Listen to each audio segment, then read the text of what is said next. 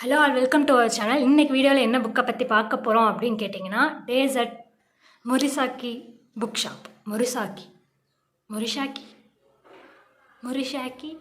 சரி, எப்படி வேணால் வச்சுக்கலாம். Okay, days at Morisaki book shop. So வாங்க வீடியோக்குள்ளே போகலாம். Welcome to our channel. Stick with book.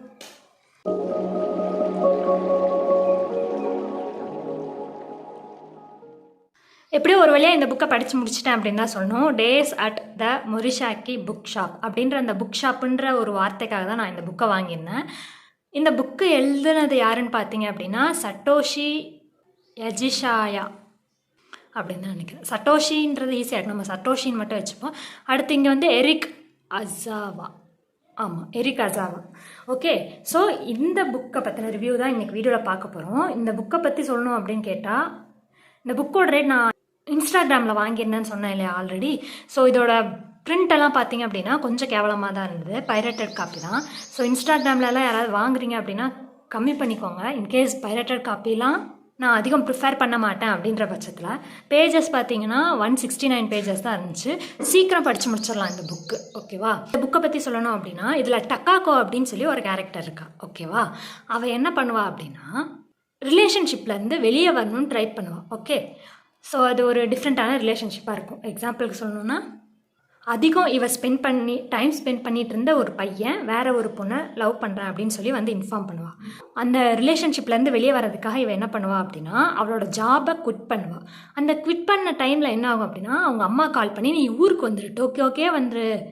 இல்லை அவள் டோக்கியோவில் தான் இருப்பாள். அவள் ஊர் கிராமம், ஏதோ ஒரு கிராமம், அந்த ஊருக்கே வந்துரு அப்படின்னு கேட்குறப்ப ரொம்ப ஆசைப்பட்டு இவள் டோக்கியோவுக்கு வந்திருக்கா. ஏன்னா அந்த கிராமத்தில் இருக்க லைஃப் ஸ்டைல் பிடிக்காம இவள் வந்து டோக்கியோவுக்கு வந்திருக்கா. ஸோ திரும்ப ஊருக்கு போகணுன்றது அவளுக்கு வந்து ரொம்ப கஷ்டமான ஒரு விஷயம். ஸோ அந்த நேரத்தில் அவங்க அம்மா அவளுக்கு இன்னொரு ஆப்ஷன் வைக்கிறாங்க. என்னென்னா, சட்டுரோவோ அவர் வந்து யார் அப்படின்னு கேட்டால் அவங்க அம்மாவோட கூட பிறந்த தம்பி. ஓகேவா, அதாவது டக்காக்காவோட அங்கிள். ஓகே, அவரும் வந்து டோக்கியோ பக்கத்தில் ஒரு ஏரியாவில் இந்த புக் ஷாப் வச்சுருக்காரு. அந்த புக் ஷாப் பேர் தான் மொரிஷாக்கி புக் ஷாப். ஓகே, ஸோ என்ன ஆகுது அப்படின்னு கேட்டால், டக்காக்காவோட அம்மா என்ன பண்ணுவாங்க, நீ ஒன்று ஊருக்கு வந்துடணும், இல்லாட்டி நீ வந்து அங்கிளோட போய் இருந்துடணும் அப்படின்னு சொல்லிடுறான். அங்கிளை பற்றி இவ யோசிக்கும் போது சின்ன வயசில் பார்த்தது, அதுக்கப்புறம் அவங்க அங்கிளவே அவள் பார்த்தது கிடையாது. எப்படி வந்து இது ஒரு கம்ஃபர்டபுளாக இருக்கும் அவளுக்கு அப்படின்ற விஷயம் அவளுக்கே தெரியாது. ஸோ வேறு வழியே இல்லை அப்படின்னு சொல்லிட்டு அவள் அந்த மொரிஷாக்கி புக் ஷாப்புக்கு போகிறாள். ஆக்சுவலாக சட்டுரோவுக்கு ஒரு ஹெல்ப் தேவைப்படுது. ஏன்னா சட்டுரோவோட ஒய்ஃப் அவங்கள விட்டுட்டு போயிடுவாங்க. ஸோ ஒரே பர்சனாக அந்த புக் ஷாப்பை பார்த்துட்ருப்பாங்க. ஸோ இந்த புக் ஷாப்பை பார்க்குறப்ப ஏதாவது ஒரு ஹெல்த் இஷ்யூவாக செக்கப்புக்கு போகும்போது யாராவது ஒரு பர்சன் புக் ஷாப்பை பார்த்துக்க வேண்டிய ஒரு சூழ்நிலை வருது.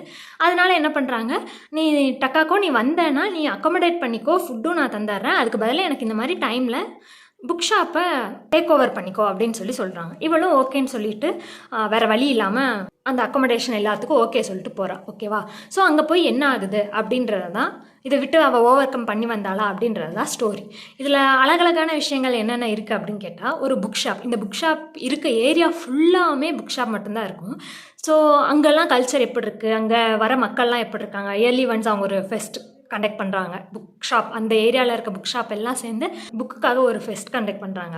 ஸோ அந்த மாதிரி விஷயங்கள்லாம் எப்படி இருக்குது. அங்கே ஒரு காஃபி ஷாப் இருக்குது, ரொம்ப அழகான ஒரு ஏஸ்தட்டிக்கான காஃபி ஷாப் இருக்குது. அந்த காஃபி ஷாப்புக்கு போய் ஒரு காஃபி குடிக்கிறதுனால என்னென்ன விஷயங்கள்லாம் ஏற்படுது அப்படின்றதா இருக்கட்டும், எல்லாமே ரொம்ப அழகாக இருக்கும். இதில் அதை விட முக்கியமான விஷயம் என்னன்னு கேட்டால், டக்காக்கோ அங்கே போகிறப்ப அவள் வந்து ஒரு ரீடிங் ஹேபிட் இருக்க ஒரு பர்சனே கிடையாது.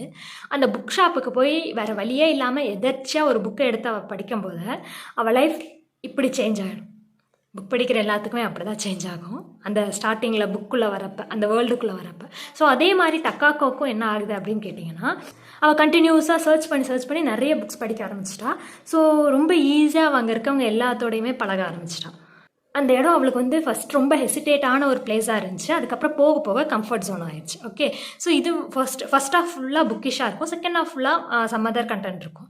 ஓகே, ஸோ இன்கேஸ் நீங்கள் இது ஒரு புக் ஷாப் அப்போ புக் ஓரியன்ட் திங்ஸ் இருக்கும் அப்படின்னு நீங்கள் எதிர்பார்த்தீங்கன்னா கண்டிப்பாக ஃபஸ்ட் ஹாஃப் ஃபுல்லாக இருக்கும். ஓகே, செகண்ட் ஹாஃபில் வேறு கண்டென்ட்ஸ் வந்துடும். ஸோ இதில் நெக்ஸ்ட் 2வது விஷயம் எனக்கு ரொம்ப பிடிச்ச விஷயம் என்னன்னு கேட்டால், எல்லா லைஃப்லேயுமே இப்போ எப்படி டக்காக்காவுக்கு ஒரு பர்சனல் ரிலேஷன்ஷிப்பில் ஒரு பிரச்சனையோ அதே மாதிரி எல்லாருக்குமே டக்காக்காவோட அங்கிள் சட்டுரோக்கா இருக்கட்டும், இல்லை அவள் லைஃப்பில் பார்க்குற எந்த பர்சன்ஸாக இருந்தாலுமே எல்லாத்துக்கும் சின்ன சின்ன ப்ராப்ளம்ஸ் இருக்க தான் செய்யுது. சின்னதுன்னு சொல்கிறத விட ஏதோ ஒரு ப்ராப்ளம். ஓகேவா? ஸோ ஆஸ் அ ஹியூமனாக ஒருத்தரும் இன்னொருத்தரும் எப்படி அவங்களுக்கு அவங்க அதை ஓவர் கம் பண்ணி வர்றதுக்கு ஹெல்ப்ஃபுல்லாக இருக்காங்க அப்படின்னு இருக்கும். ஏன்னா டக்காக்கும் அன்எக்ஸ்பெக்டடாக புக் ஷாப்புக்கு போகிறா. ஸோ இந்த புக் ஷாப் தான் அவளோட பிரச்சனையிலேருந்து வெளியே கொண்டு வருது. ஓகே, ஸோ இதே மாதிரி என்ன ஆகும்னா இதில் வர ஒரு மெயின் கேரக்டர்ஸ் ஒரு 5-6 கேரக்டரோட லைஃப்பில் இருக்கக்கூடிய ப்ராப்ளமும் அவங்க அதை விட்டு எப்படி வெளியே வராங்க அப்படின்றதையும் கிளியராக எக்ஸ்பிளைன் பண்ணியிருப்பாங்க. அந்த விஷயத்தில் அந்த இடத்துல நமக்கு என்ன புரியும் அப்படின்னு கேட்டால், ஏதாவது ஒரு மன ரீதியான ப்ராப்ளம் இருக்கும்போது நம்ம ஒரு சைக்காலஜிஸ்ட்டை போய் ஒரு செஷன் அட்டன் பண்ணணும், ஒரு தெரப்பி செஷன் அட்டன் பண்ணணுன்ற அவசியம் கிடையாது. ஒரு சம்டைம்ஸ் சில இண்டிவிஜுவல்னால நம்ம அதை விட்டு ஓவர் கம் பண்ணி வர முடியும். நம்ம வாழ்க்கையில் எதிர்ச்சியாக மீட் பண்ணக்கூடிய பர்சன்ஸ்னால நம்மளால் அதை விட்டு ஓவர் கம் பண்ணி வர முடியும் அப்படின்றத நான் தெரிஞ்சுக்கிட்டேன். ஏன்னா எல்லாத்துக்கும் ஒரு பிரச்சனை இருக்குது, அதுக்கு நான் கவுன்சிலிங் போகணும் அப்படின்னு நினச்சாங்கன்னா கண்டிப்பாக சைக்காலஜிஸ்டெல்லாம் அப்பாயின்மெண்ட் வாங்குறது ஒரு 20 வருஷத்துக்கு ஃபுல்லாக இருக்கும்னு வைங்களேன். அந்த அளவுக்கு எல்லாத்துக்கும் ப்ராப்ளம் இருக்குது. பட் ஆனால் அதை விட்டு அவங்க ஒரு சைக்காலஜிஸ்டையோ இல்லை ஓப்பன் அப்பாக யார்கிட்டையுமே போய் நிற்காத சூழ்நிலையிலையும் நம்மளை சுற்றி நடக்கக்கூடிய விஷயங்கள் எல்லாமே எப்படி நம்மளை அதுலேருந்து காப்பாற்றுது அப்படின்றது தான் இந்த கதையில் இருக்கும். அது ரொம்ப அழகாக இருந்துச்சு. இது ரொம்ப சட்டிலான இந்த இங்கிலீஷ் வைஸ் பார்த்தா ரொம்ப சிம்பிளான இங்கிலீஷ் தான், அதனால் எந்த பிரச்சனையும் கிடையாது. இந்த room on the roof Ruskin பாண்டோட புக்ஸ் படிக்கிற பர்சன்ஸாக இருந்தாலும் சரி, இல்லை ஜெயகாந்தனோட இந்த ஒரு மனிதன் ஒரு வீடு ஒரு உலகம் அந்த மாதிரி புக்ஸ் பிடிக்கிற பர்சன்ஸாக இருந்தாலும் சரி, கண்டிப்பாக இந்த புக் உங்களுக்கு பிடிக்குன்றதுல எந்த சந்தேகமே கிடையாது. அதுவும் ஃபஸ்ட் ஹாஃப்லாம் செஃப் கிஸ்ன்னு சொல்லுவாங்களா அந்த மாதிரி. ஸோ க்யூட்டாக நிறைய விஷயங்கள் இந்த புக்கில் இருக்குது. ஈஸியாக சீக்கிரம் படித்து முடிச்சிடலாம். அடுத்து என்ன அடுத்துன்னு டக்குன்னு நமக்கு ஸ்டோரி போயிட்டே இருக்கும். ஸோ ரொம்ப easy.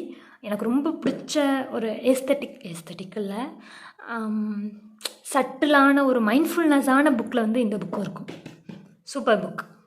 So must read. Thanks for watching. Don't forget to subscribe.